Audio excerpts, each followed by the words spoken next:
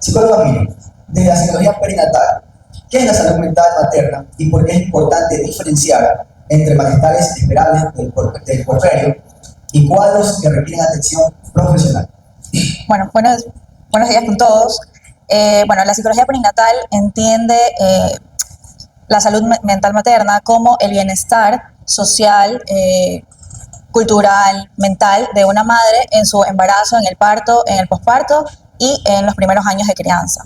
La verdad es que hay una muy delgada línea entre cosas que suelen ser muy normales en el embarazo a nivel mental y emocional en una mujer con algún tipo de patología. Por ejemplo, hay mujeres que nunca en su vida han experimentado ningún tipo de ansiedad y en el embarazo puede que les den ataques de pánico, por ejemplo. Entonces, esto es un tema que hasta cierto punto se puede manejar. Hay mujeres que por primera vez en su vida van a terapia embarazadas, previamente tal vez nunca habían ido, sin embargo, buscan ayuda y se puede sobrellevar. Pero también pasa que hay mujeres que no logran manejarlo y se puede requerir a medicina, que es algo que tratamos un poco de evitar, ¿ya? Pero cuando se suele pasar, se buscan medicamentos que sean propios y que no puedan afectar al bebé, ¿no? Pero, por ejemplo, ataques de ansiedad suelen ser normales por el tema de las hormonas. Hay un tema ahí con la amígdala cerebral que hace que los estímulos que son normales empiecen a verse como amenazas. Entonces, ahí es cuando la mujer empieza tal vez un poco a, qué sé yo, digamos que te duermes, que es un estímulo normal, todos dormimos, sin embargo, la amígdala esto lo interpreta como un peligro. Entonces, te estás durmiendo, no, tienes que mantenerte alerta porque estás embarazada, tienes un bebé, tienes que hacer que ese bebé nazca, sobreviva, no le pase nada. Entonces, ¿qué sucede? Te estás durmiendo, el cerebro como que activa la amígdala es la alarma, y la mujer ¿qué hace? Se sobresalta, respira, hay agitación, hay palpitaciones, y esto también conlleva otras cosas que vienen a ser pensamientos intrusivos, pensamientos como, no sé, me quiero hacer daño, o ves una escalera y dices, ¿qué pasa si salto? Son cosas que, aunque parecen patológicas, no lo son del todo y hay que saber diferenciarlo porque sí es importante y eso puede salvar un embarazo o salvar una madre y un hijo en la parte del posparto, por ejemplo. Y me parece importante lo que usted plantea, psicóloga Miriam, porque cuando usted me dice que hay síntomas o cuadros que se presentan propios de la situación del embarazo, hay algo que se habla mucho durante la etapa del embarazo, y algo que yo lo he venido investigando por tener consultantes en ese estado: la depresión postparto. Que aquí yo voy a introducir una hipótesis funcional de aquello, ¿no?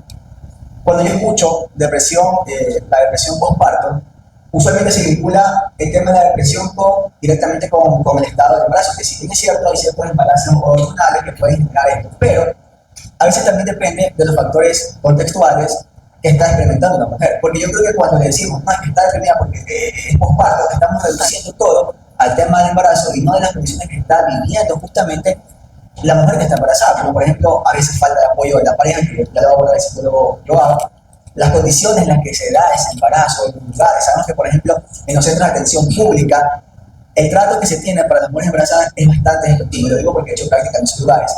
Y eso también está promoviendo esa depresión, no solamente el factor biológico del embarazo, sino también la parte de cómo está siendo tratada la mujer en la etapa psicológica. Correcto. Toda mujer cuando está embarazada está en un estado de vulnerabilidad. O sea, eso hay que tenerlo muy claro. Tú puedes ser una mujer fuerte, puedes ser una mujer que no te da miedo absolutamente nada, pero en el embarazo las hormonas, el cerebro cambia y hace literalmente que todo lo que tú hagas sea para que puedas proteger a ese bebé, ¿ya? Entonces, cuando tú te encuentras en ese estado de vulnerabilidad, todo te afecta, ¿ya? Insisto, puedes ser una mujer muy fuerte, puedes ser una mujer muy independiente, pero en esta etapa necesitas como sentir protección, cierta consideración, porque no solo es el estado anímico, o sea, el estado físico de una mujer embarazada es tremendo, o sea, todo cambia, que te hinchas, que te duele esto, que te agitas, que tienes calor, que no puedes dormir, no puedes comer porque te da acidez, porque te da reflujo, son muchas cosas que cambian. Entonces, hay dos cosas importantes, poder diferenciar la depresión postparto con el baby blues. Por eso digo que siempre en eso, el tema de la maternidad, hay líneas muy delgadas, y es importante saber diferenciar, porque el baby blues es sentir una tristeza normal, hay un duelo de la mujer que fuiste a la que te estás convirtiendo, hay una transición, que de hecho eso es lo que estudia y acompaña la psicología perinatal a esta nueva mujer que dejó de ser solo mujer, se convirtió en madre y que la sociedad te espera muchas cosas de ti. Entonces, hay un tiempo de 1 o 2 semanas que esa tristeza es completamente normal. ¿Qué pasa y cuando se vuelve patológico, por así decirlo, y ya se puede ir diagnosticando una depresión como tal? Cuando esto se mantiene por 1 mes, 2 meses, cuando ya te impide cuidar al bebé, cuando te impide incluso alimentarte tú o hacer cosas tan básicas como ir al baño, vestirte. Entonces, ahí sí ya esto es como, o sea, es una alerta que hay que manejarlo muy, muy bien. Sin duda alguna, tan importante la función de la psicóloga que es el factor de las relaciones en esa etapa. Puede que se mantenga más tiempo de debido, quizás porque no hay un apoyo necesario para ese estado en el que se está atravesando. La siguiente pregunta también nos lleva a este tema, psicólogo. ¿Cuáles son las principales señales de alerta en el embarazo y posparto que la madre, la familia o los profesionales deberían aprender a reconocer oportunamente? Como lo dije hace un momento, hay una mujer en duelo. ¿Ya? Los duelos se viven de maneras distintas. Bueno, ese es mi bebé. Parte de las maternidades que lo tengo que llevar, digamos, a todos lados. Por ejemplo, el lactante no le gusta el biberón, así que yo tengo que ser... Y esto también corresponde a esos factores que hablamos, porque hay lugares que cada vez ya observan que hay espacios para la lactancia, cosas que antes no había. Entonces, cómo una mujer se enfrenta a ese mundo, a esa realidad que no está adaptada a las necesidades justamente de la maternidad. La verdad es que no te das cuenta hasta que no eres madre. O sea, yo sé que todos tratan de empatizar con mujeres embarazadas o mamás, pero es súper difícil porque, por ejemplo, cuando eres mamá y quieres darle de lactar a tu bebé y te sacas la chichi delante de muchas personas, la gente es como que, ¿qué? O sea, como te ven raro, te sientes rara. Y hay incluso hay gente que puede sexualizar el tema, o sea, como, ay, ¿cómo se saca la chichi delante de todo el mundo? Es la alimentación de mi bebé, es como se alimenta. Es natural que todo ser humano necesita y llevarla a ese punto es como poner una función que está totalmente descontextualizada de la función que se está cumpliendo en ese momento. Correcto, pero claro, es tal vez difícil verlo también del otro lado, ¿no? Sin embargo, en mi caso, mi hijo, que lo he intentado de todas las formas, no coge biberón, no tiene objeto de apego, yo soy su objeto de apego. Entonces, cuando él quiere calmarse, mamá, cuando él quiere chichi, mamá, cuando él quiere dormir, mamá. Entonces, es difícil, por ejemplo, para llegar aquí, toda la logística que se tuvo que hacer, y son cosas de las que no se habla, porque honestamente la sociedad te espera que una mujer haya tenido su hijo y al día siguiente te pares y estés hermosa, flaca, divina y te veas la mamá modelo y que atiendas a tu bebé y atiendas a tu esposo y tu casa y trabajes y tengas vida social y tus amigas esperan que también estés igual. Entonces son varias cosas que en verdad son complejas. Pero volviendo a la pregunta, es lo que digo, por ejemplo, esto del baby blues es un tiempo determinado con el tema de la depresión, esa delgada línea. También, por ejemplo, cuando una mujer te dice, me siento agotada, tengo sueño, tengo hambre, no me puedo cambiar, son cosas normales. Que no es normal cuando esa mujer te empieza a decir, es que yo no tengo ganas de cambiarme nunca, yo no tengo ganas de comer, solo quiero dormir, no me importa mi bebé. Ese tipo de cosas ya como que te van prendiendo alarmas. O cuando una mujer te dice, es que yo siento que quiero lastimar a mi bebé. O yo escucho que una voz que me dice que lastima a mi bebé. En ese momento, como psicólogo, tú ya no dudas. Tú ya tienes que derivar eso, porque eso ya requiere otro tipo de ayuda. Entonces... Importantes escenarios porque nos ayuda a tener una prevención de la salud mental materna en un estado, como ya hemos mencionado, hay una alta vulnerabilidad.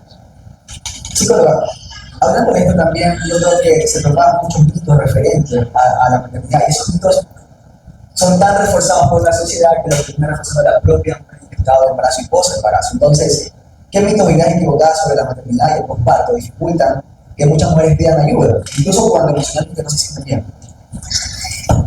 A ver, esto es un tema generacional también. Antes las mujeres tenían muchos hijos y atendían a muchos hijos y encima atendían a su esposo y cocinaban y lavaban y limpiaban y ahora dicen como que, ay no, tienes uno y te haces bolas, o sea, yo tenía 10 y está bien, o sea, la mentalidad, la sociedad, todo ha ido evolucionando, iba cambiando y la evolución está bien, o sea, no tenemos que quedarnos en eso y no tienes que sentirte mal porque hay días en los que estos son sentimientos que se pueden correlacionar y de hecho pueden convivir, que es ama ser mamá, pero a veces no quieres. ¿No cree el psicólogo que a veces, yo creo que uno de los mitos más fuertes que yo he escuchado es la romantización extrema de la maternidad? ¿Qué significa? Que no dudo y no dudamos que muchas mujeres puedan experimentar la maternidad como lo más bello que ha pasado en su vida. Más sin embargo, cuando escuchamos mujeres que quizás al ser madres no lo sienten así, siente otra carga de culpabilidad, porque se supone, la sociedad me ha dicho que debería ser lo más lindo de mi vida, y no siempre se siente así, psicólogo. Exacto, es lo que digo, estos sentimientos se pueden correlacionar y de hecho convivir, ¿no? O sea, conviven también. ¿Por qué? Porque yo puedo sentir, o sea, ser madre es lindo, yo puedo amar a mi hijo, pero a mí la verdad es que no me gusta sacrificar tal cosa, o no me gusta no dormir, o no me gusta tener que dejar de comer para que mi hijo coma.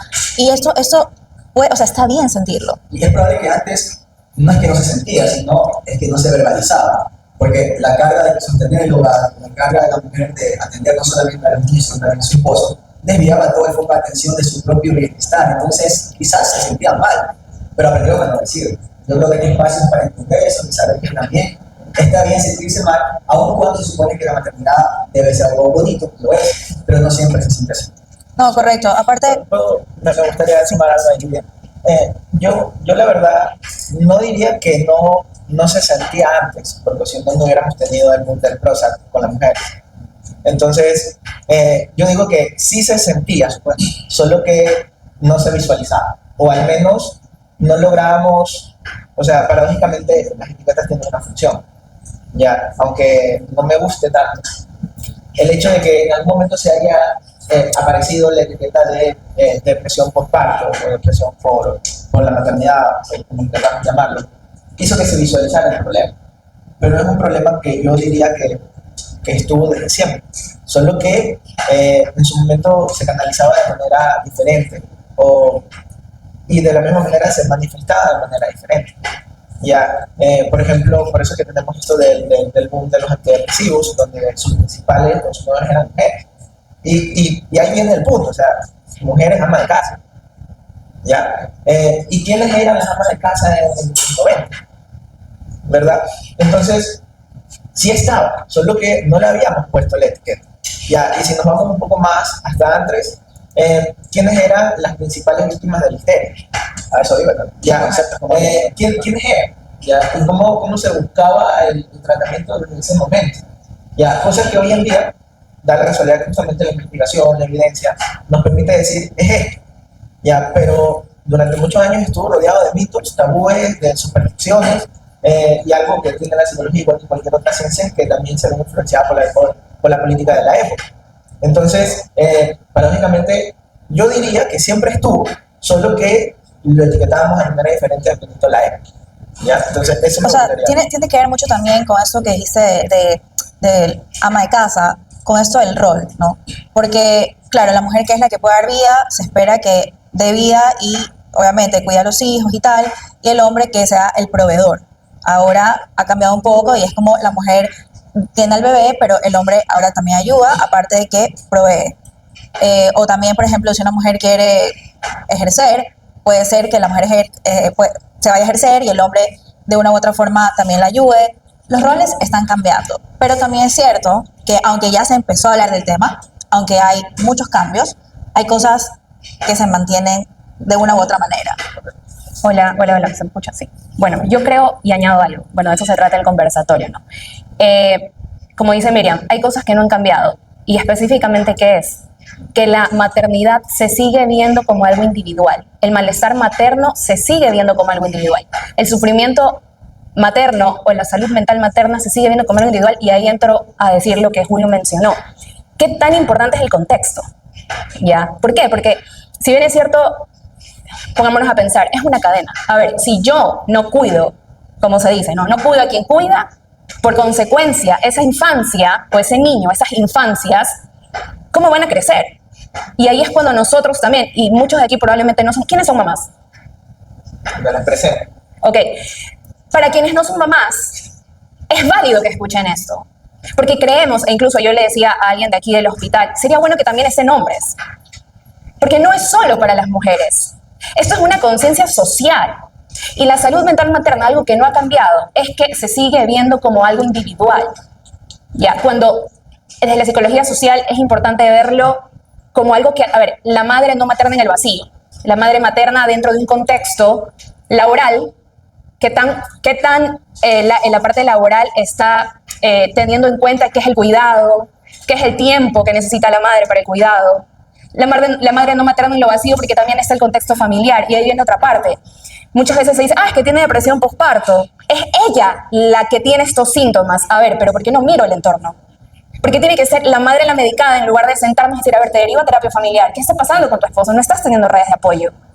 ¿Qué está pasando con los comentarios que te hacen sobre cómo criar?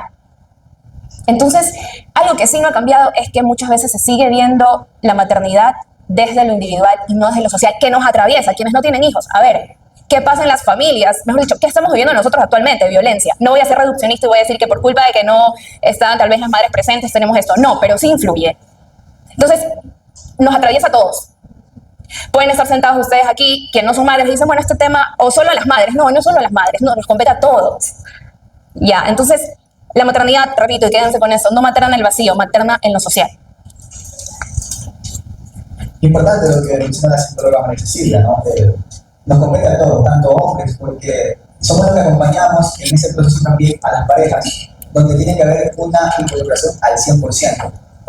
De no serlo así, estaríamos enfocando nuevamente la responsabilidad a solamente la mujer y eso pues desencadena cómo nos hemos estado agresivos. Creo que ya puedo agregar también al tema que estábamos dialogando, es que ¿por qué ha cambiado la sociedad? Porque ahora a la mujer se le exige en esa brecha generacional, puede venir la mamá o la tía a decirle, pero si antes tenía 5 y tú como no te vuelves loca, ¿no? Eres visibilizado. Bueno, la realidad social y política ha cambiado. Quizás antes era más fácil que el hombre sea el proveedor porque, pues, recordemos, nuestros padres o abuelos con un título de bachiller ya tenían, dicen por ahí, son de broma, 2 terrenos, carro, casa. Ahora teníamos 100 tenía de todo, no era más difícil, era más fácil tener acceso a recursos. Ahora la realidad ha cambiado. La verdadera situación que se vive es que no alcanza con el sueldo que provee el hombre. Y ahí es cuando la mujer empieza también a tomar rol. Importantísimo también el uso que ha hecho el feminismo para ocupar esos espacios. Entonces ya no es igual que antes, definitivamente. La siguiente pregunta también, psicóloga Miriam, yo creo que está más relacionada con el tema de la paternidad. ¿Qué usted piensa que se puede hacer para mejorar? ¿Qué debemos hacer los hombres, tanto los que están por ser padres como los que tienen proyectos y ya lo son, para poder acompañar a las mujeres en este proceso y que no se convierta en un factor de vulnerabilidad? Quiero recalcar algo súper importante. Así tú tengas redes de apoyo, tengas un esposo maravilloso, tengas una mamá que quiere estar contigo 24/7, la maternidad es muy solitaria. Es muy solitaria.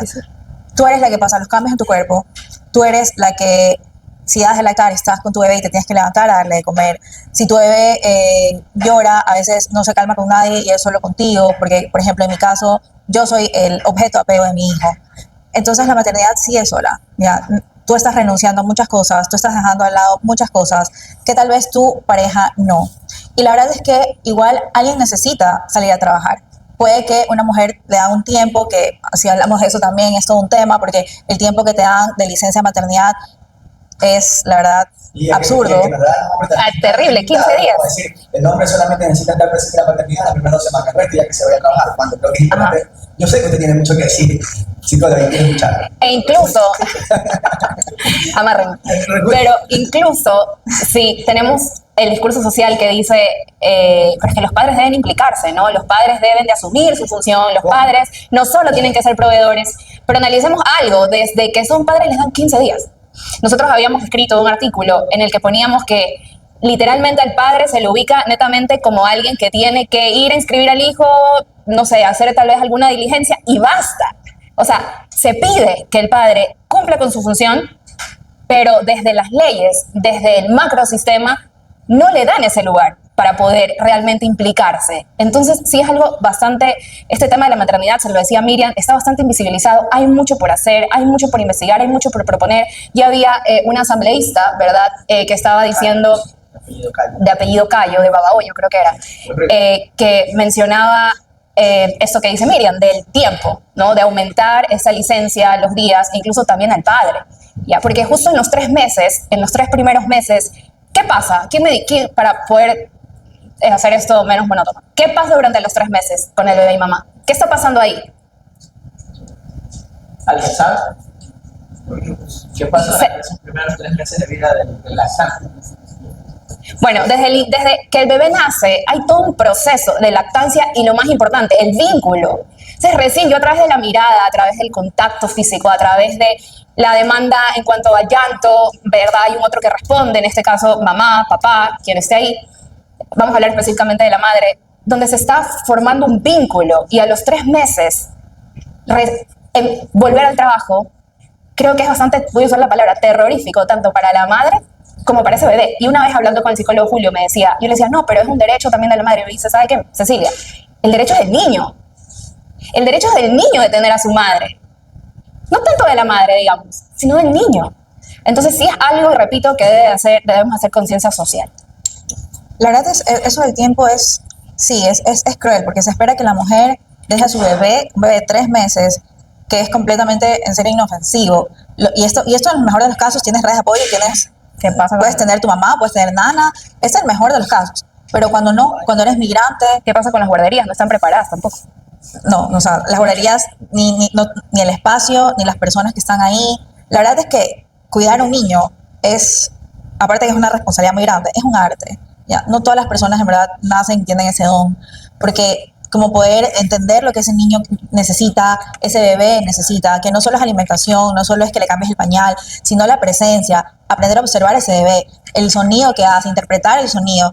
De verdad es difícil. Entonces, como madre, se espera que a los 3 meses dejes a tu bebé, te vayas a trabajar y encima lo hagas bien, o sea, que vuelvas a tu trabajo como si nada, retomes todo, sonrías y tu hijo en la casa que a lo mejor no sabes lo que está pasando, no sabes si lo están cuidando bien, nadie lo va a cuidar mejor que tú, eso es lo que toda madre piensa, nadie lo va a cuidar mejor que yo. Mi bebé me necesita. Entonces todo esto es muy cruel, una mujer trabajando, pensando si su hijo está bien, si comió, si esto, llamando y confiando en las personas que lo están cuidando, es muy difícil. O sea, una mujer, más que el cuidado del hijo, la carga mental que tiene esa mujer es brutal.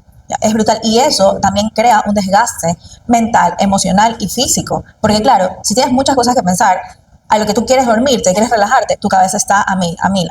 Entonces sí es como, digamos, una crueldad del sistema esto del tiempo. Agregando algo, cuando la psicóloga me preguntaba qué pasaba en los primeros 3 meses después del embarazo, yo podía contar que la mujer está pasando por un proceso donde de reorganización. su cuerpo se está reacomodando. Fíjense que cuando en los 9 meses de embarazo, el intestino tiene que irse a acomodarse al espacio que le ocupa, y posterior al parto, eso es todo un proceso. Deberíamos ser pues, los padres quienes, aparte de la lactancia, que es importante, quienes metemos en esos 3 meses para poder cumplir con toda esa demanda, que el bebé no se duerme, que se levanta, o de pronto que ya deje la lactancia preparada para levantarse, porque se necesita una buena recuperación en la parte biológica de la mujer. Quiero pedir un aplauso para la psicóloga Valentina Rodríguez, que nos ha aportado bastante en la psicología. Bueno, no voy a empezar, pero pasamos ahora con la psicóloga Cecilia. Con ella vamos a analizar los siguientes ejes: falta de apoyo institucional, maternidad y trabajo, impacto psicológico de las condiciones estructurales. Y empezamos con la primera pregunta para ustedes, psicóloga Cecilia. ¿Cómo cree usted que impacta la salud mental materna en las exigencias laborales? La presión por rendir como si nada hubiera cambiado y la falta de condiciones institucionales sensibles a las responsabilidades del cuidado. Bueno, si bien es cierto, vamos a pasar a hablar de la salud mental materna en general. Hemos hablado bastante de la parte perinatal específicamente. Vamos a tratar ahora de abordar la salud mental materna en general. ¿A qué voy con esto? A ver, la salud mental no acaba en el posparto. Las demandas no acaban cuando mi hija va creciendo, sino que van cambiando. Aquí habrán mamás que tienen sus hijos en etapa escolar, habrán mamás que tienen sus hijos en etapa adolescente, ¿verdad? Adultez joven, y siempre va a haber una demanda. Las demandas van a estar ahí, sino que más bien van cambiando. Entonces, ¿qué es lo que intenta la mujer en cuanto a lo laboral? Cada una con su propia historia, me invento. Niño empezando la etapa inicial, que ya mismo me toca. Preocupación, proceso de adaptación, alimentación, que si se cae, que si... Bueno, aquí me quedo de largo diciéndole todo lo que pasa por la mente. Adolescencia, sexualidad, redes sociales, consumo de sustancias, el entorno, los pares. Entonces siempre va a haber algo que va a movilizar a esta madre/mujer. Y con todo esto, está en un contexto laboral que más bien aquí no voy a satanizar, porque sí, cuando está la necesidad económica, y aparte también hay mujeres que, lógico, todos queremos avanzar y querer ser profesionales, no vamos a satanizar el hecho de que la mujer vaya al trabajo, sino más bien en qué condiciones vuelve el trabajo, en qué condiciones está en el trabajo, ¿ok? ¿Qué tanto el entorno laboral le permite mantener su vida familiar y a la vez laboral? Entonces no es tanto, está mal volver al trabajo, sino en qué condiciones se hace esto. ¿Por qué? Porque atrás de ese colaborador está, y que le llamamos, es estrés laboral. ¿Pero realmente es estrés laboral? O sea, ¿realmente la problemática es en el trabajo o más bien es esta madre cargando con todo lo que les mencioné, más el trabajo? ¿Ya? Entonces, es importante tener en cuenta y con esto cierro la parte del regreso del trabajo, ¿en qué condiciones vuelven? ¿Qué tanta apertura, qué tanta conciencia tiene la institución a la que pertenece de que también cuida, de que también materna, de que también hay reuniones escolares, de que también hay acompañamiento médico? Entonces, creo que es importante desde ahí. Por eso les hablo de que esto es responsabilidad de todos. ¿Qué más me mencionó la otra parte? La sensibilidad de la responsabilidad del cuidado, o sea, cómo las instituciones quizás no son sensibles, aunque en la etapa de cuidado también es importante para el desarrollo infantil. Correcto. Como yo les decía, cuidar a la madre es también cuidar la infancia, y cuidar la infancia es cuidar la parte adolescente y cómo todo repercute. Y cuidar la sociedad. Exacto. Me pone siempre a pensar cuando escucho del Estado, políticas públicas, qué sé yo, quieren abordar cuando ya el problema está, por ejemplo, en los adolescentes. ¿Qué adolescentes infractores? ¿Qué necesitan? Si meterlos a presos, sí. Cuando es importante ver desde donde parte todo, que es desde la infancia. ¿Ya? Entonces, que sí, que la nutrición, que les damos el lunch, que les damos tablet, que les damos eso, que sí, es verdad, es importante la nutrición, pero yo creo que estamos viendo siempre intervenir muy tarde. ¿Ya? ¿Qué pasa si se interviene y que eso habla de la psicología perinatal desde el proceso de gestación? ¿Cómo está esa madre? ¿En qué condiciones está llegando este niño? ¿Qué podemos hacer en su primera infancia? Entonces, creo que todavía se invisibiliza mucho esa parte, en donde debería de ser la intervención para que como sociedad no tengamos todo lo que estamos experimentando ahorita. La verdad es que, como complementando lo que dijo la psicóloga Cecilia, siempre se escucha eso, como que hay que cuidar a los niños y tal, pero honestamente no hay políticas públicas ya para que esto suceda, porque la verdad es que siempre nos centramos en que, a ver, hay muchos robos, muchos asesinatos que hacemos, las leyes las hacemos más rígidas, más fuertes para que vayan más tiempo a la cárcel, bla, bla, bla, pero no se empieza a pensar desde ese inicio. Entonces, el cuidado de esta mujer, también las políticas a nivel de salud. Por ejemplo, yo tuve la suerte de trabajar en un hospital muy grande en la comunidad de Cataluña, en España. ¿Y qué hacía? O sea, la gente dice, como, ¿qué hace una psicóloga en la unidad de cuidados intensivos de los bebés? ¿O qué hace una psicóloga en neonatología? Bueno, ¿qué hacía yo? Mujeres que tenían muchísimo miedo al parto. No era como que, no, tienes que ir y tienes que parir y ya está. No. Se hacía un acompañamiento a esa mujer. Porque claro, si esa mujer está estresada, el bebé puede nacer deprimido. ¿Qué es una depresión en un niño? Yo sé que suena raro, pero básicamente es un niño que nace y no llora, no, es como si hubiera nacido muerto. Entonces hay que hacer como un tema de reanimación. Sí, o llora demasiado, exacto. Entonces hay que hacer un tema de reanimación, se acompaña a ese niño. Entonces lo que yo hacía era este vínculo primario entre el bebé y la mamá. Es sumamente importante porque todos sabemos que nacer ya es el primer trauma que tenemos, por así decirlo. Entonces, la verdad es que el sistema de salud tampoco colabora, por lo menos en Ecuador. En Ecuador es impensable poder solicitar un psicólogo que ingrese contigo a tu cesárea o a tu parto. No lo permiten, porque aquí los médicos suelen ser tan celosos con su trabajo que es como que, ¿y qué va a hacer una psicóloga aquí? O sea, ¿en qué me va a ayudar a mí? O todo, A mí sí me dejaron porque yo era el padre. o todo también se reduce, o todo también se reduce a la parte netamente médica, ¿no? O sea, sin saber que el niño nace en un contexto, vuelvo a decir, o sea, la parte contextual, la parte del entorno es fundamental. O sea, si dejaran pasar a alguien que te pueda dar una contención en estos momentos, también es una forma de contener a esta mujer, ¿no? Pero se ubica todavía al proceso de embarazo como algo netamente médico, nada más. No, y aparte que es normal, o sea, tu cuerpo sabe cómo hacerlo, si tú te embarazas, claro, tú sabes cómo hacerlo, o sea, normal, ya. O sea, como innato en la mujer. Y no ¿Qué va? Algo biomédico, exacto. Controlando mucho el quirófano, mucho los procesos de intervención. Correcto. Entonces, claro, en países tercermundistas, pues obviamente como nuestro, todavía nos cuesta evidenciar el acompañamiento en esa latitud, ¿no? En cambio, en el mundo, en Europa, el efecto es medular paso a paso. Correcto. En el pedido, de paso, para que sí puedan ir constituyendo, configurando esta estructura que están haciendo de ingeniería. Correcto. Es interesante, todavía acá nos falta muchísimo ese modelo biomédico, lo tenemos no solamente en el proceso de la construcción de la maternidad, sino en toda la estructura que se desborda un paciente cardíaco en un proceso de intervención, en un infarto provocado, en una situación donde te prohíben pues, básicamente el acompañamiento, porque tú no tienes nada que hacer ahí, tú no tienes la bomba para resucitar. Total, correcto. Puedes generar muchas veces insumos para poder ir bajando, conteniendo y demás. Es como... que nos viene dañando muchísimo. Sí, es como esto de los bebés en UCI, ¿verdad? Esos bebés que solo pueden ver a sus papás 3 horas al día.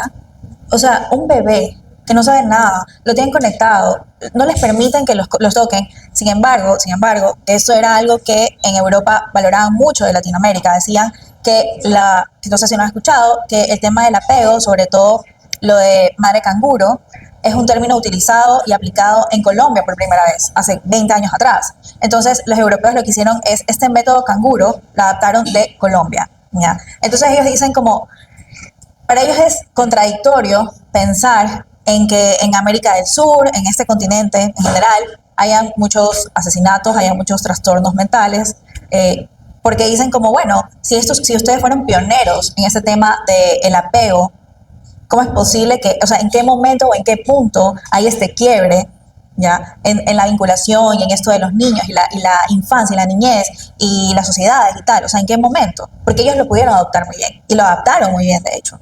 Tanto así que es prácticamente casi obligatorio que una mujer embarazada tenga acompañamiento psicológico, lo crea necesario o no. De hecho, si te das cuenta, dentro de los procesos psicólogos perinatalles, hoy por hoy la especialidad como tal está todavía cerrada. Total.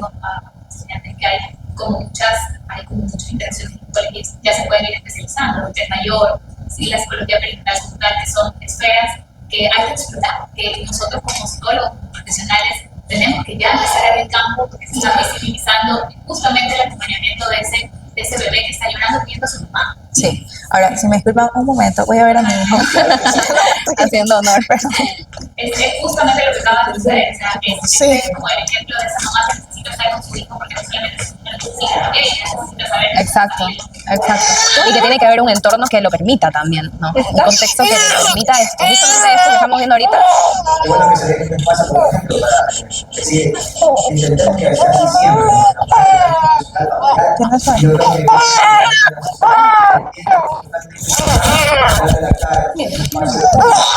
Pero tiene sus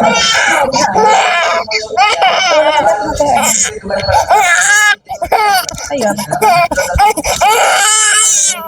Claro, de ahí.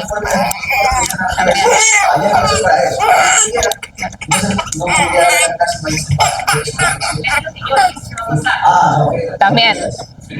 Mira, yo a mí me estuvo padre con mi niña, tengo una niña de 3 años, que no la conozco mucho, A mí que no me han dicho. si tengo que aprovechar el espacio o este momento donde está permitido y la empieza a seguridad, incluso cuando te crezca lo vas a buscar,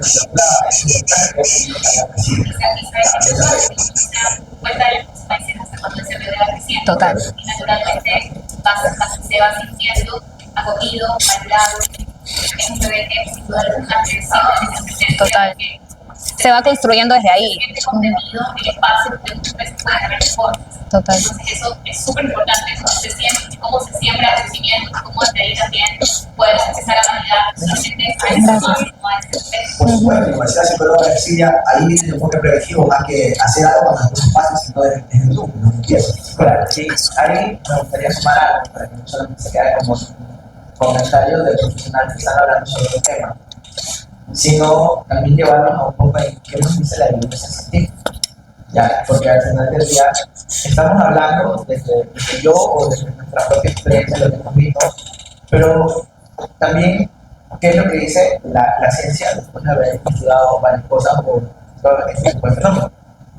Pero únicamente reciente nosotros con Cecilia dimos como un taller en la UES donde utilizábamos investigaciones de Stanford que si les gusta pueden anotar el nombre, estudiarlo, estadounidense, e investigar justamente la psicopatología del desarrollo.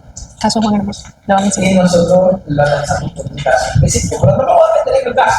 Igual, dígaselo para que lo investiguen. Ya. Ellos se van a quedar con el nombre. Investíguenlo, Ese. como siempre les digo. Juan Fernando Hermoso. Eso.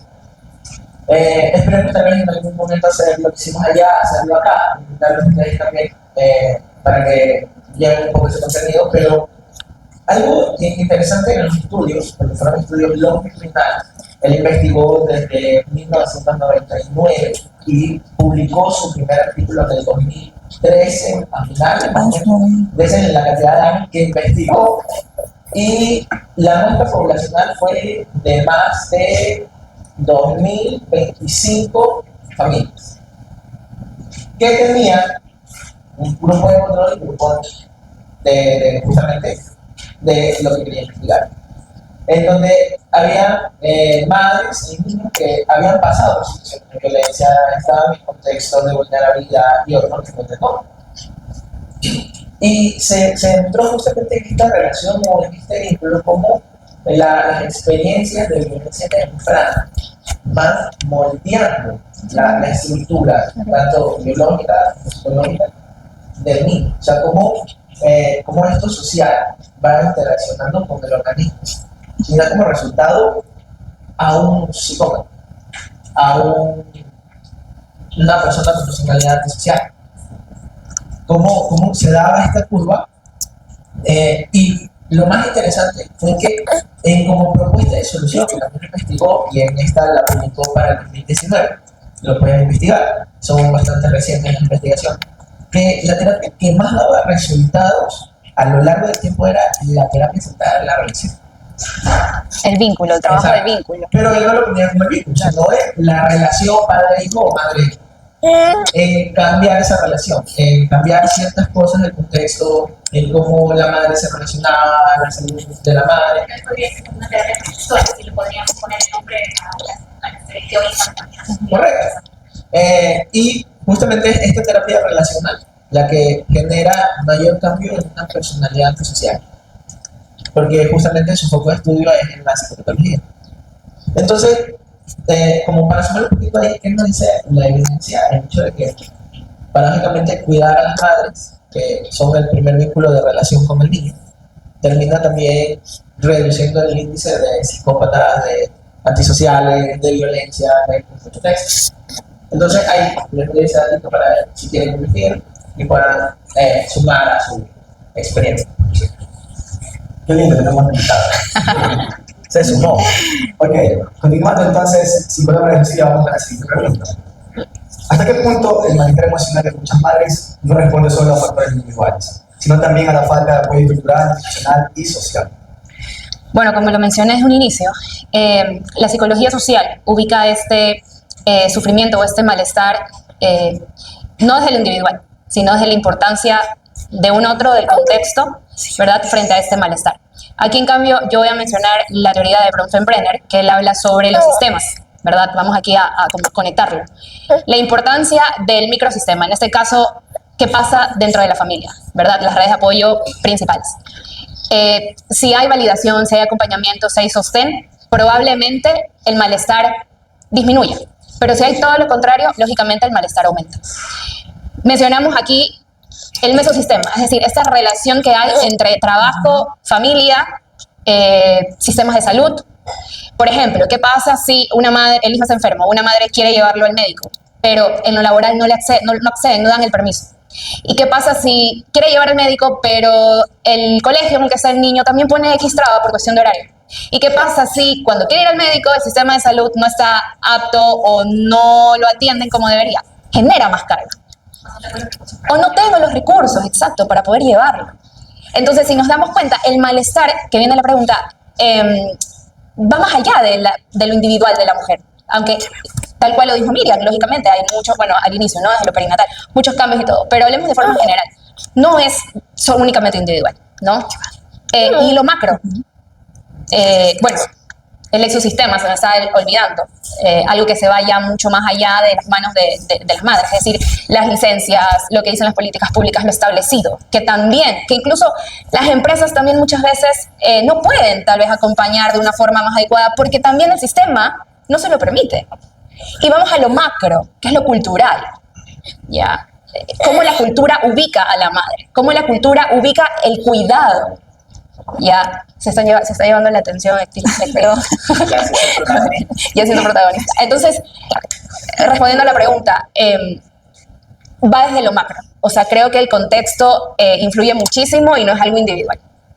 Y diría que incluso los factores individuales es un resultado de toda esta interacción con el contexto. No podemos aislar que si una persona se siente mal, esto es que algo que surge del vacío, no, hay todo un contexto que la está afectando. Y yo creo que más bien es tan normal poder hablar y manifestar ese malestar, porque si no volvemos a épocas anteriores, décadas anteriores, donde el malestar era algo que simplemente no se hablaba. Y ahora que se habla, pues hay que ha surgido la dicen generación de cristal. Porque dicen, ay, ahora la afecta, antes yo no me creía, antes lo aguantaba. Ay, sí, yo dejaba que llore, tú vas a trabajar. No, yo creo que generación de cristal le llamamos a una nueva generación que ahora puede hablar lo que está pasando y no se queda callado. Entonces sí es importante comentar en estos espacios. Mira, algo bastante interesante es, paradójicamente, vamos a ver qué tipo de generación sean ellos. Pero ya Ya, decía, porque ¿por qué?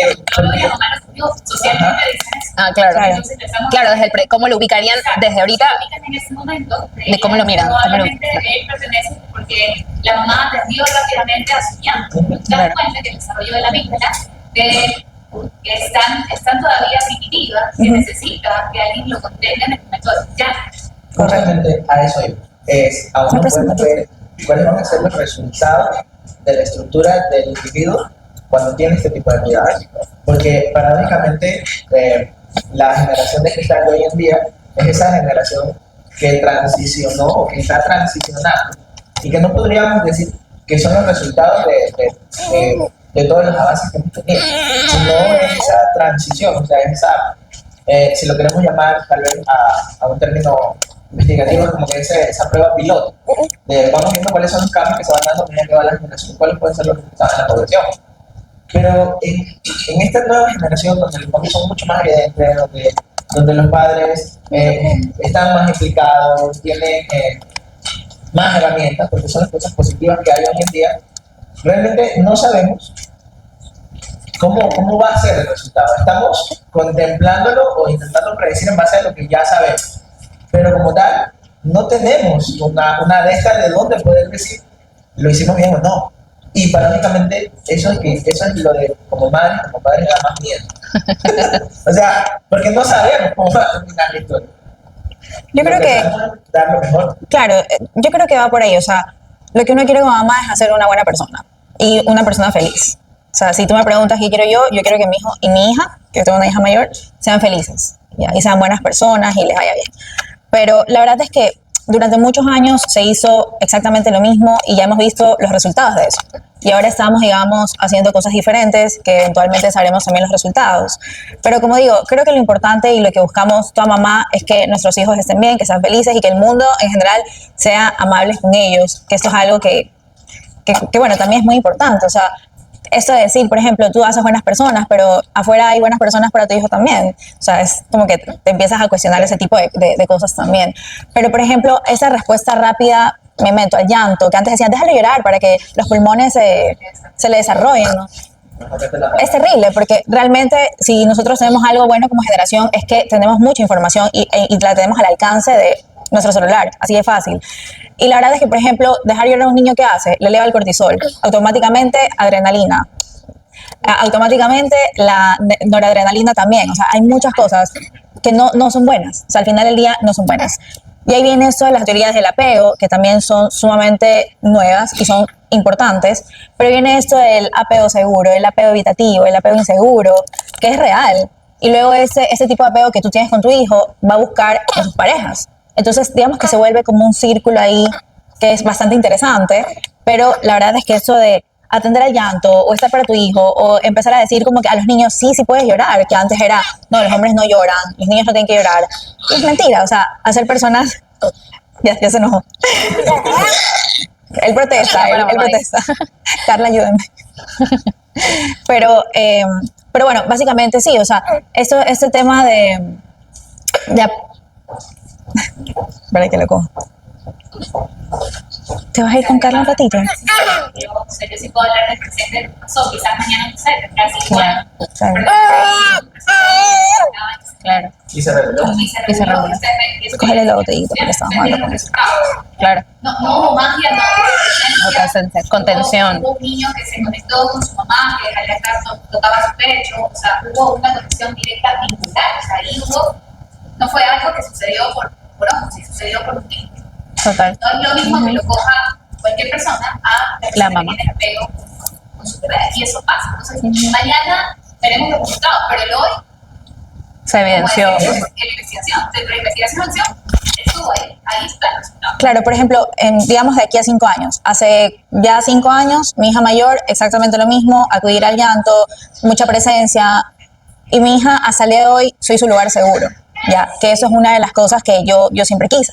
Entonces, por ejemplo, hablando ya muy personal, yo tuve toda la educación, ¿no? Seguí las cosas como había que hacerlo, estudiar, me casé, tuve mi hija, y la verdad es que para mí fue sumamente difícil pensar en yo voy a trabajar, dejar a mi hija sabiendo todo, o sea, yo teniendo toda la teoría.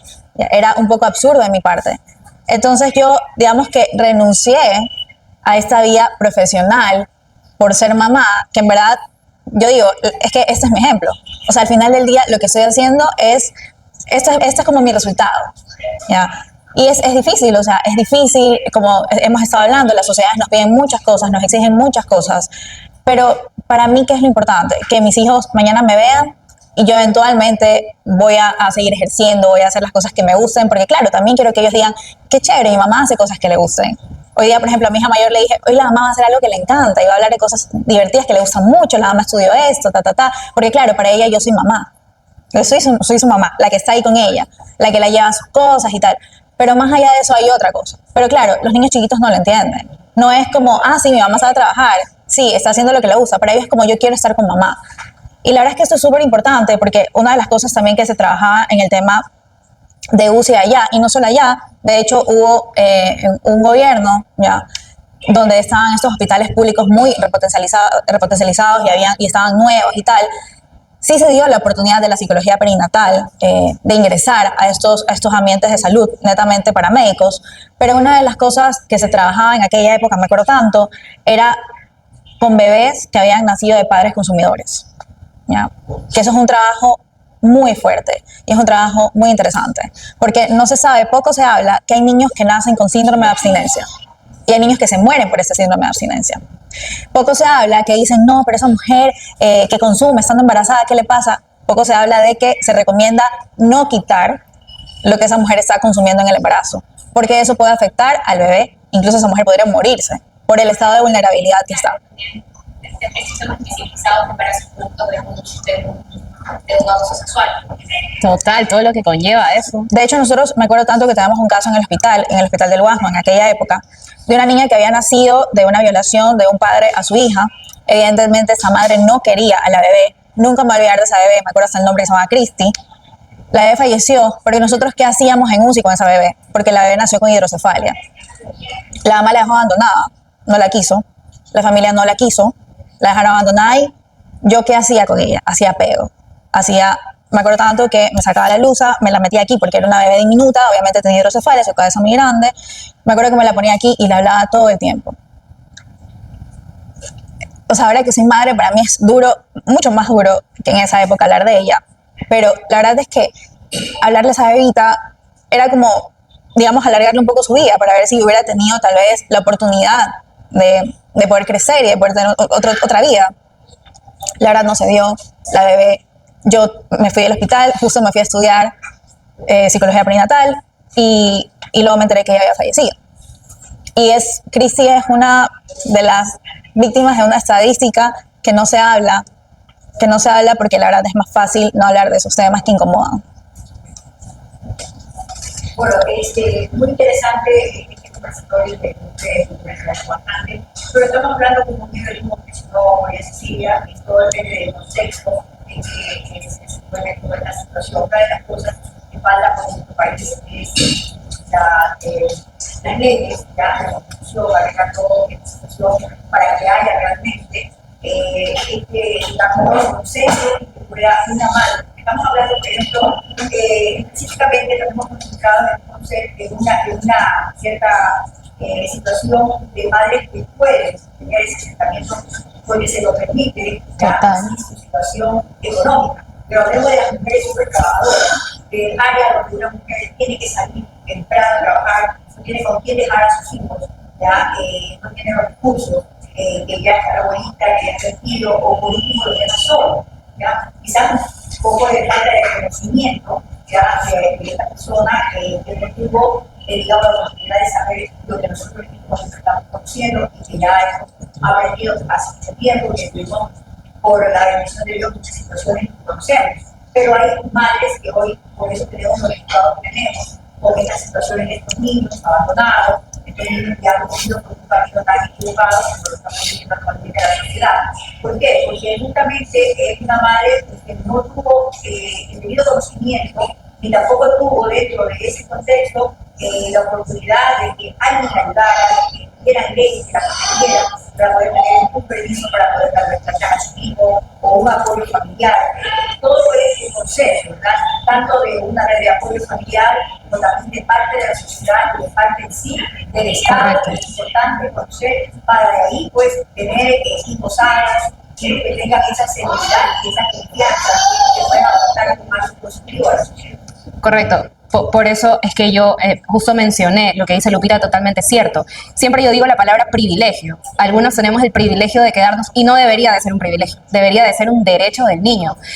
Porque sí, a veces hay contextos distintos donde la madre tiene que salir a trabajar y por eso yo mencionaba, no vamos a satanizar el hecho de volver al trabajo, sino en qué condiciones vuelve, ¿no? Y hay madres que tienen niños con discapacidad, incluso niños que, o adolescentes, o incluso madres que tienen hijos ya mayores que necesitan igual de esa atención. Pero por eso digo, ¿en qué? Y ahí voy al análisis que todos tenemos que hacer y la corresponsabilidad, ¿en qué contexto vuelve? Y creo que ahí falta muchísimo. Así es, creo que este conversatorio tiene una finalidad que es un espacio de reflexión, por supuesto, del ámbito académico. Yo quería cerrar, creo que esta pregunta es algo importante, no mucha vez llorando. Y para cerrar con el tema del discurso, para que vean los primeros para que desarrollen, no sé qué. Bueno, las ciencias de la parte evolutiva nos dicen una cosa muy específica.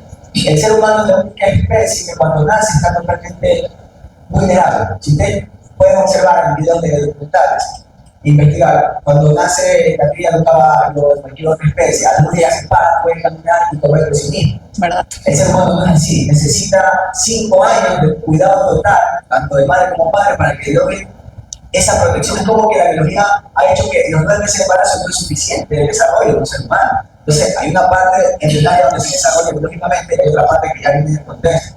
Pero ¿por qué no dice la biología? Es que eso permite justamente alcanzar un grado de conocimiento, de habilidad superior que los animalitos. Los animalitos se preparan para sobrevivir desde que nacen. Los seres humanos necesitamos mucho más tiempo y espacio. Por tal razón, ¿qué tan importante es poder llamar a un bebé cuando está llorando? No es un bebé, porque como bien decía la psicóloga, empiezan a haber mecanismos biológicos como la de cortisol que van afectando y eso genera futuros posibles enfermedades relacionadas con el sistema inmunológico. Por eso que a veces los bebés cuando tienen 4 o 5 años se enferman más, pasan en hospitales. ¿Por qué? Yo he hecho ese enfermedades como padres y me he dado cuenta que esas creencias todavía nos afectan y están interactuando con lo que el niño está pasando. Entonces, la ciencia que dice, es una falacia completa, nada que ver, es que abrazar al niño, hay que calmar su llanto porque lo necesitamos como especie. De hecho, hoy, por ejemplo, hay estudios que empiezan el tema de la pandemia. Entonces, Yo soy alérgico, pero a mí tiene que haber llevar mucho tiempo que cosas más. La psoriasis, por ejemplo, es nervioso. ¿Ah? Nervioso. Ajá, la psoriasis, por ejemplo. Correctamente. También tiene eso, no, Derivación. Así que. complementa las respuestas. Así es. Ok, vamos a continuar porque todavía tenemos muchas preguntas para concluir. Ya quedó. Finalmente, se puede necesitar. ¿Qué cambios deberían promoverse en espacios laborales, educativos y sociales para que la maternidad no sea vivida desde la sobrecarga, la culpa y la desprotección? Bueno, para ser breve, en el ámbito... ¿Se ha aprendido? Sí. Ya, en el ámbito laboral, como yo decía, tal vez primero ser conscientes, ¿no?, de la necesidad que tiene una mujer que es madre. En cuanto a permisos, reuniones escolares, incluso yo siempre digo, la importancia de asistir a un evento en la escuela. Ya, qué tan importante es que mi hijo me vea, que yo llego, estoy ahí presente. Y en el entorno laboral debería de tener el acceso, o sea, es como, ese permiso, ok, sin tener miedo a pedirlo. Ya, si no más bien como un derecho. Hoy día, hablando de eso, hoy día hay eventos en la guardería, por ejemplo, no sé si le dan permiso porque a las 3 es un evento, no sé si podrá llegar. Ya, exacto, entonces No voy a ir con eso. eso es importante, ¿no? Porque si no, y afecta, a ver, si no acompañamos de esa forma, va a afectar también la productividad del empleado, porque va a estar preocupado, va a estar pensando en, chuta, no fui, va a estar con un estado de ánimo, va a estar irritable. Entonces, es una cadena, o sea, vemos consecuencias que nos afectan a todos, seamos madres o no. Por otro lado, en la parte educativa, creo que sí es importante educar a los estudiantes, vamos a hablarlo así, desde que el cuidado en la maternidad no es algo individual, como ya lo he dicho, sino desde que, no sé, pues cada rol todos tenemos un rol dentro del hogar, ¿verdad? Analizar qué función yo puedo cumplir, cómo acompaño, o sea, desde mi rol de amiga, desde mi rol de hermana, desde mi rol de sobrina, etcétera, etcétera. Entonces, también dentro del educativo, cuidar el discurso. ¿Qué palabras yo uso frente a esa madre que tal vez no pudo llegar, que tal vez las conductas que presenta el niño tal vez no son, vienen a ser un poco no tan funcional a largo plazo, pero evitar juzgar, porque no conocemos lo que hay detrás, ¿no? Y por otro lado, lo social, que ahí entramos toditos, la parte de la cultura, la idea que tenemos sobre la madre, las exigencias que le pedimos, como lo decía Miriam, evitar hablar sobre el cuerpo, evitar hablar sobre tienes que, incluso muchos dicen, pero es que no solo puedes ser mamá, tienes que también ser mujer, ¿no? Pero ¿en qué momento? Porque si bien es cierto, acá es muy subjetivo cuando tú te levantas y dices, a ver, voy a empezar. Puede ser al año, puede ser a los 2 años, puede ser a los 3. ¿Ya? Entonces, como sociedad, sí es importante lo que vamos a decir frente a esa madre, ¿no? Eso podría decir. Bien, pido un aplauso para la psicóloga Cecilia. Vamos a pasar con el psicólogo Joao, donde vamos a abordar estos siguientes temas. Rol del hombre como pareja y padre, apoyo emocional, corresponsabilidad, vínculo y presencia masculina en la maternidad. Psicólogo Joao, desde la perspectiva del vínculo de pareja y paternidad, ¿cuál debería ser el rol real del hombre durante el embarazo, posparto, crianza temprana, adolescencia? Y yo le agregaría toda la etapa vital. Sí. A ver, aquí voy a hablar de una postura un poco bastante personal. Por ejemplo, en mi rol, y algo que sí me costó mucho, Hable más alto. algo que sí me costó mucho trabajarlo a nivel familiar, es el hecho de, yo siempre escuchaba esta pregunta de, ¿tú ayudas en casa? Es como que tú ayudas a tu esposa. Y yo siempre les decía, yo no ayudo. Soy un ser humano funcional, ¿no? Sí, o sea, yo siempre les decía como que yo no ayudo. Yo no ayudo a mi esposa. Ya, y la gente me miraba como que entonces yo hago lo que me corresponde. Me están cambiando todo el O sea, no es una carga de la mujer, el pañal. es de los dos. Perdón que interrumpa, es que la romantización es que si un hombre hace las cosas en la casa, es un buen hombre porque ayuda en casa. Ayuda. Pero entonces Se lo sobrevalora. pensando que un hombre sea funcional y que haga lo que tiene que hacer como pareja y como esposo, no es que está haciendo algo maravilloso, porque tendemos a decir eso. Y es un error porque para que el hombre siga haciendo así, no. Porque le estás diciendo entonces que hace un gran esfuerzo, sin contemplar el esfuerzo que también hace la mujer que corresponde. Claro, es que de ahí también sale el resultado. O sea, hay una respuesta cultural frente a ese contexto de yo te voy a ayudar a ser un sistema público donde la salud es tu derecho, pero te ayudo para que te sientas en paz. Total, ¿Sabes? total. Ya, justamente eso, es como de, es tu deber cocinar y yo te ayudo y hacer desde la casa, ¿no?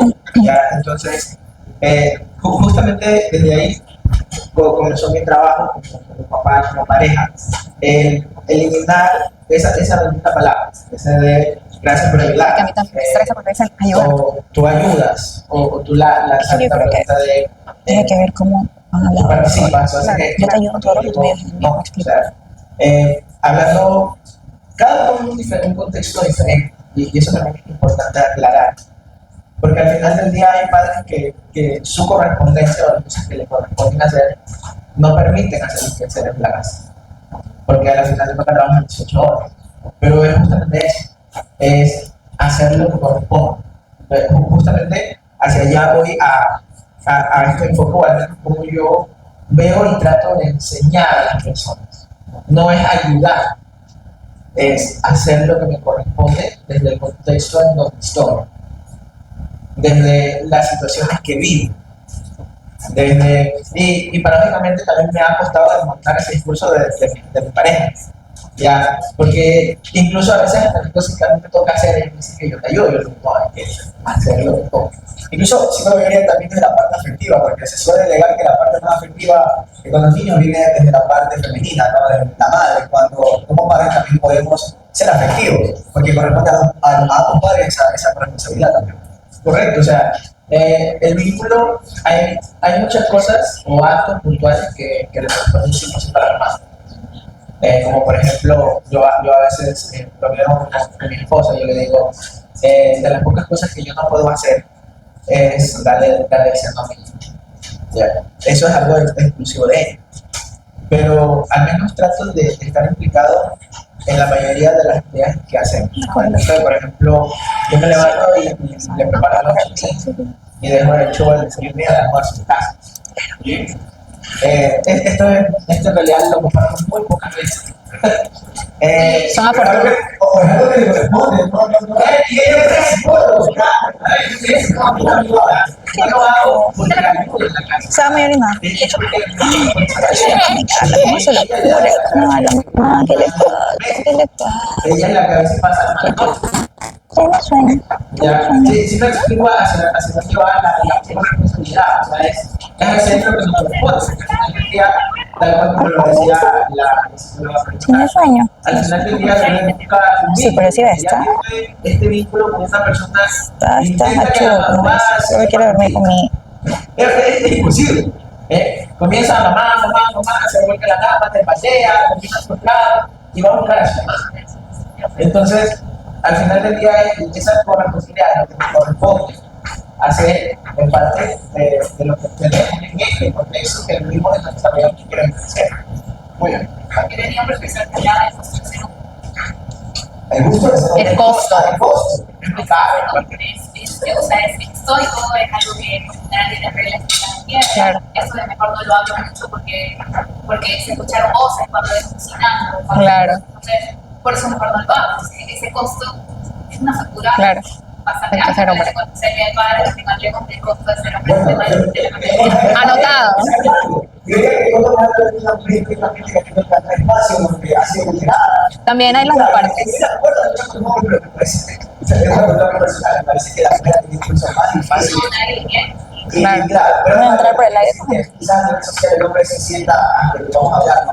Del comentario de los compañeros de trabajo, amigos, pero es Magdalena, porque yo, por ejemplo, me gusta el fútbol, pero ya he perdido mis amigos porque ya saben mucho más, pero voy a ver que estoy pensando que depende de todo mi tiempo y yo no voy a priorizar un juego deportivo con amigos por pasar tiempo con mi bebé, así sea en un parque o en lo que sea, es el sacrificio que la gente corresponde. Ahora, para sumarlo un poco, y vuelvo a repetir que no se quede solamente es un comentario personal, sino vamos a sacar bien, ver un poco qué resultados da estos tipos de crianza, esta responsabilidad del hogar, no dejar a la pareja sola, porque por sí hay muchas cosas que le toca hacer sola, porque biológicamente no podemos hacer más. O sea, al mismo tiempo de que a la mujer le toca hacer cosas, que biológicamente pasa por procesos, entonces individualmente cada uno va a pasar por sus cosas. Pero hablando de resultados, y justamente me voy a enganchar a lo que dije, el de aún no sabemos qué tipo de generación va a resultar de esto. Pero sí podemos ver estos primeros resultados en etapas tempranas, como por ejemplo tal cual una respuesta a una autorregulación mucho más rápida. Tanto para la madre, porque aunque ustedes también no lo notaron tan intenso, ella también se estaba desesperando. Pero ella estaba sintiendo. Ya, sí, o por ejemplo, los que somos papás, al escuchar también nos desesperamos, porque está llorando, ya. Entonces, es una correlación mucho más rápida. La mamá no pasa por ese sufrimiento. Y si hablamos de etapas un poco más avanzadas, 5 o 6 años, ya tenemos estudios y resultados donde nos muestran que esos niños en particular tienen una capacidad de resolver problemas ustedes mismos. Que cuando ustedes nos ven resolver el problema, uno dice, ay, es muy inteligente. O lo deslizamos, ¿no? Exacto.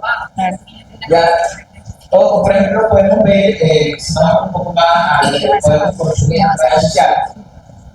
Estos videos que a veces salen en Instagram, que hace poco salió un autobús donde la chofer del autobús le estaba dando un ataque cardíaco y los niños, entre edades de 8 a 10 años más o menos, fueron los que tuvieron la luz, llamaron a la emergencia y auxiliaron a la chofer. Entonces, paradójicamente tenemos a esta generación que hay por eso que vivimos, que también no sea tan de cristal, sino que no hay que utilizar una botella. Es el de tal vez sea una generación que resuelve el problema, una generación que afronta muchas cosas. ¿Por qué? Porque la generación que está, como decía, es este resultado de esta transición en donde los padres también aprendieron que dar demasiado tal vez no es bueno, sino que esa verdad en diferentes etapas de la vida, porque esta cosa en Sicilia es la demanda de ser madre no se dice nunca, va cambiando a lo largo de la vida. Entonces, bueno, Se nos juntaron los hijos. otra que se roba el escenario. Muy bien.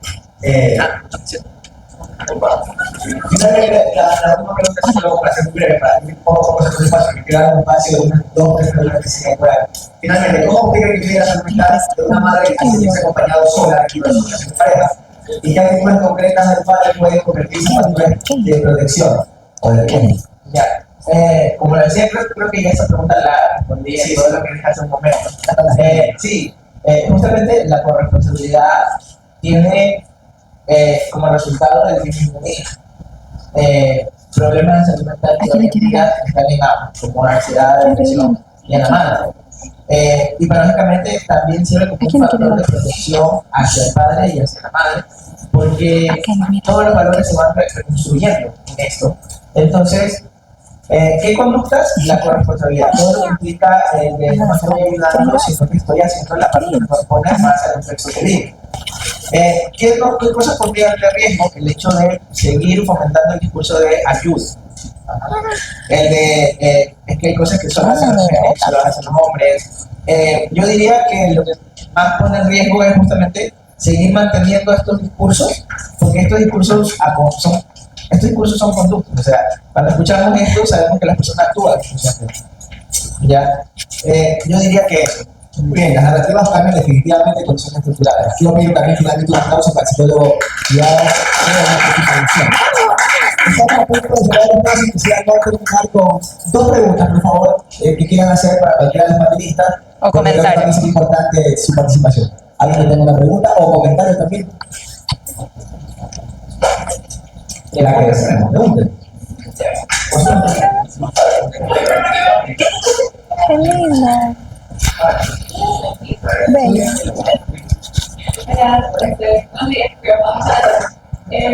Una de las preguntas que yo tenía a lo largo de este conversatorio estaba hablando sobre lo que es el vínculo y también estaban hablando del apego. Entonces me generó una pregunta que es ¿en qué momento deja de convertirse en un vínculo y formarse un apego? Y cuándo esto ya porque muchas veces se dice que hay casos en los que al prestarle mucha atención al niño o al tenerlo cargando todo el tiempo o al tenerlo al lado todo el tiempo puede llegar a ser un apego y en qué momento como que es demasiado. A ver, creo que esa pregunta puede tener muchas respuestas dependiendo de la de. Porque, por ejemplo, en mi caso, yo te diría que lo utilizo de manera indiscriminada. O sea, no hay una diferencia entre vínculo o apego, porque al final del día estamos hablando de una relación. ¿Ya? ¿En qué momento tal vez hay demasiado? Ya, no considero que exista un demasiado, sino tal vez una función o una forma. Ya, es la forma en la que la doy y qué función cumple eso. Ya, dentro de la persona, dentro de, por ejemplo, madre e hijo. ¿Qué función está cumpliendo lo que la mamá está dando? Por ejemplo, tal cual como pasó ahora, tomando ese ejemplo, esa función de regulación. Eso no podríamos decir que va a ser demasiado, si no estamos hablando de una función. Pero tal vez cuando eso ya no sea una función de regulación, tal vez ahí sí hay que tomar en cuenta de que la función cambia. O cuando los límites son muy flexibles. Depende de la etapa, porque También. en estas etapas tan claves no puede haber, como dice el psicólogo, demasiado, sino lo indispensable, lo que es. Y desarrollo a partir de algunos ya 5 o 6 años hay que permitir equivocarse. Hay que permitir que puedan contar experiencias donde ellos sean parte de desarrollo de la base. Hay quizás no el mismo vínculo o apego. O sea, esa palabra apego es decir, usamos de vínculo, que como lo usamos para estar pequeño. Entonces también depende de la palabra. Muy buena pregunta. Y paradójicamente, ustedes no lo sepan, el niño sabe cuando ya es demasiado. Por ejemplo, cuando tú comienzas esta cuestión de la alimentación, el niño sabe cuando ya está lleno. ¿Ya? Y cuando está esta cuestión del vínculo, hay veces que tú te vas a dar cuenta que el niño se va solito, como que dice, ya me hostigué de mamá y voy a hacer otra cosa. ¿Ya? Porque depende justamente de la etapa en la que está. ¿Ya? Entonces, no considero que haya un demasiado, sino una función, pero me gustaría tal vez qué respuesta dar opinión. A ver, en realidad, la psicología perinatal, que estudia eso de las emociones, los vínculos, el apego, realmente el apego es como tú te vinculas con los demás, ¿ok? Entonces hay diferentes tipos de apego y esto hace que propicie de buena o mala manera, por así decirlo, tus relaciones, ¿ya? Entonces hay diferentes tipos de apego: apego seguro, apego inseguro, apego evitativo, apego ansioso. Y sin embargo eso que tus padres hicieron contigo, tal vez una pregunta-respuesta o tal vez hacer un apego seguro contigo, que es todo lo contrario de lo que se piensa. El apego seguro dice, no, como ese niño tiene que tener apego seguro, entonces es un niño que no va a llorar nunca porque es seguro. Es un niño que no va a necesitar a su mamá porque ya lo hicieron. No, es todo lo contrario. Un apego seguro se ve como una persona que siempre te va a buscar porque sabe que en ti hay un lugar seguro.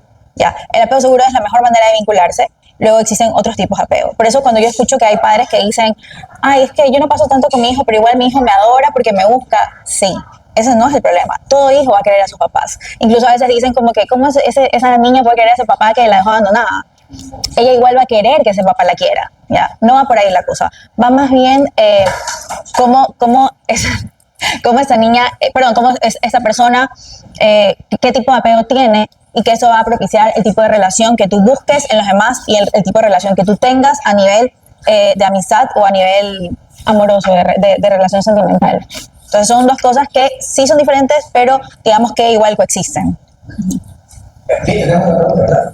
¿No? ¿Alguien más? ¿Otra pregunta? ¿Otra para cerrar? Sí. La última pregunta. La primera pregunta sería, ¿han pensado o han planificado tal vez un proyecto para que el gobierno de alguna forma tome, por ejemplo, Sí, lo hemos pensado, copiar las normas o las leyes que tiene en Italia? En Italia, una vez que la madre está en proceso de dar a luz, tanto papá como mamá tienen 3 meses de descanso obligatorios y también se les paga. Adicional, creería yo que es bastante importante que todos estos temas, tanto de educación sexual como el tema de paternidad y maternidad, se vean no solo ya en la universidad y solo para el área de salud, sino diría yo que esto se tiene que ver más en la escuela. Porque en mi caso, tengo 26 y a los 25 me enteré que tenía TDAH y mis padres, pensaban que yo era un distraído, pero no. Entonces, desde antes se nota que todas las generaciones que yo también, bastante los padres diciendo, no, es que entiendo, pero al final tal vez tenían un trastorno y los padres no se resuelven. Pasaba mucho de que había un problema, el estudiante, el niño iba al DSS y se solucionaba solo con el niño. Y no había esa charla. Solo existía la que era escuela para padres, que es como darle clases a los padres, pero nunca hay una confrontación directa entre familias. Sí, hay un antecedente importantísimo, porque decía, les recomiendo que busquen la revista Punto de Vista, mi compañía de bibliotecas, justamente han publicado un artículo sobre esta maternidad, y yo creo que es un antecedente para sentar las bases de hacer páginas de políticas públicas. Te dejo ahí para que vean, por favor. A ver, como equipo, sí nos proyectamos hacia eso. Como antecedente puedo decir que también se está haciendo, o sea, por ejemplo, como decía Cecilia, hay asambleístas que están promoviendo que incluso hay propuestas de leyes donde lo que se busca es extender el periodo de lactancia, el periodo de maternidad, el periodo de paternidad, ya para poder generar un mejor vínculo, tener mayores cuidados. Sí se está haciendo, lastimosamente, como todo nuestro Ecuador lindo, bello y allá, la atención va referente al político de turno, ya, pero sí se está dando, el viernes 5 de julio pueden buscar, nos gusta escribir y a veces también lanzar críticas, pero con alternativas de solución. Pueden buscar en la revista Punto de Vista de la web, una revista digital. Justamente hicimos un artículo ahí enfocándolo paradójicamente en los profesionales sanitarios que son padres. La investigación que queremos. Y también tenemos como un proyecto de investigación para eso. O sea, es como estamos cursando nuestra maestría y nuestro proyecto de investigación de máster va enfocado a eso. Ya, porque queremos en algún momento también terminar lanzando tal vez alguna propuesta, cosas. Este mismo espacio, la idea es que sea parte de un proyecto más grande. Y también tenemos que usar. Ok, otra pregunta, por favor, sí.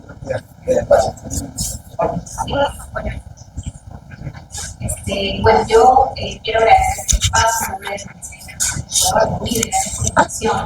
Creo que estos espacios de la pueden visibilizar esto que está sucediendo, esto que nos han demostrado que la práctica de hoy esto es hacer ciencia con conciencia. Y desde la concienciación, vamos viviendo cambios que nos tenemos que llevar hacia el futuro. Y estos espacios que pueden ser pequeños en temas de persona, o espacios físicos, se constituyen en una semilla de cambio interesante e importante, porque hoy creo que hemos logrado utilizar algunos conocimientos que ellos como estudiantes de psicología del desarrollo se van a llevar y nos van a llevar en muchos de las herramientas del aula, no solamente de teoría, sino de la implementación científica para escuchar de voces de ustedes, profesionales de psicología, pues es bastante importante, creo que aportan a la academia. Estos espacios, estos conversatorios, son espacios que abren camino, que abren mente, que abren pensamientos, no solamente a